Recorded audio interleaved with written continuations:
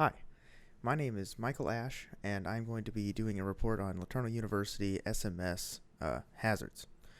Now, we were given 5 sample hazards to deal with, being it was 1E, 1S, 26S, 28S, and 29S. Now, these all dealt with an improper post-flight procedure, which is very dangerous and important. 1E, 1S, and 29S, the improper procedure, possibly leading to a dangerous situation, whereas 26S and 28S were both extremely dangerous.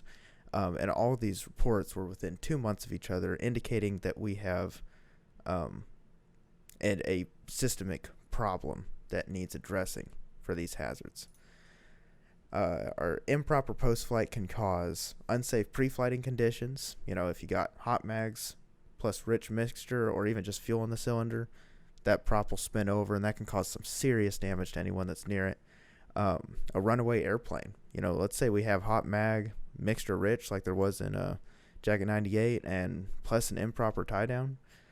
That airplane's moving across the ramp. There's nothing you can do to stop it. It's going to hit something or someone before it stops. And then injury of death is another risk.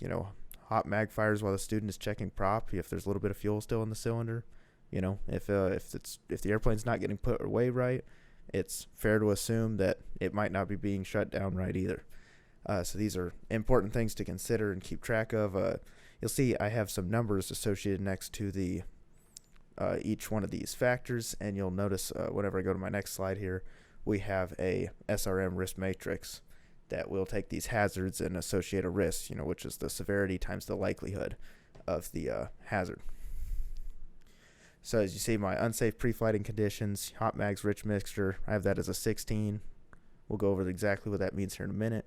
Runaway airplane, it's a 4. It's not very likely for all of those factors to line up, and that, James Reason's Swiss cheese model, if you will.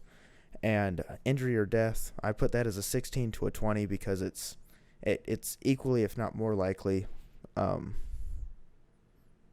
if your unsafe pre-flighting conditions occur, the injury or death is equally likely if they're in the prop area.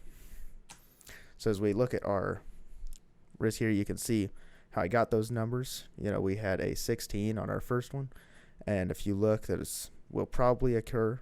An unsafe pre-flighting condition will probably occur, and it would be a major injury, single fatality, possible critical loss of, damage to property. And then our second one was a 4. Major injury, single fatality over here on the 4 side, but it was extremely unlikely. So we're all the way at the bottom of that 4th tier. And then our last one was in between a 16 and 20. Anytime you're dealing with, injury or death, it could be multiple too if they're sitting in front of it there and not expecting it, especially if it's like the Seminole where you're climbing in that area and maybe a student touches it and the instructor gets confused, multiples. So it's in between 16 and 20 because if the airplane is left in that condition, I think you should treat it as a good probability that the engine could spin over if it was touched.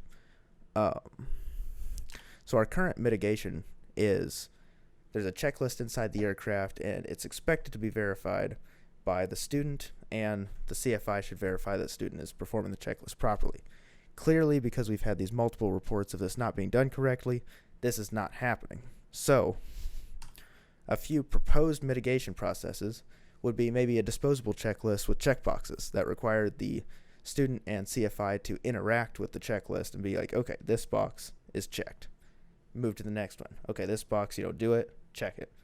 It could lead to the same issues we have as the current system, but it's a little bit more tangible. Another one is incentives. This is kind of our SMS safety assurance thing here. So incentives for students and CFIs with no reports of improper post-flight or, only one report for X amount of flights. Incentives could be anything from like recognition, or it could be, gift cards, maybe a portion of a free, flight hour, like 0.1 or 0.2 free in ETA, All these things would add up and be well appreciated. Another route would be penalties for students and CFIs with multiple reports of improper post-flight. And then another thing that could help would be random checks by dispatch after a student CFI post-flight to verify the proper procedure and report it if it's not. A combination of these factors, I think, would go a long way in making sure that these post-flight procedures are happening properly, because it is incredibly important, not only for the inconvenience of having to track down your stuff once you leave it in the airplane, but more importantly for the safety of everyone else on the ramp. Thank you.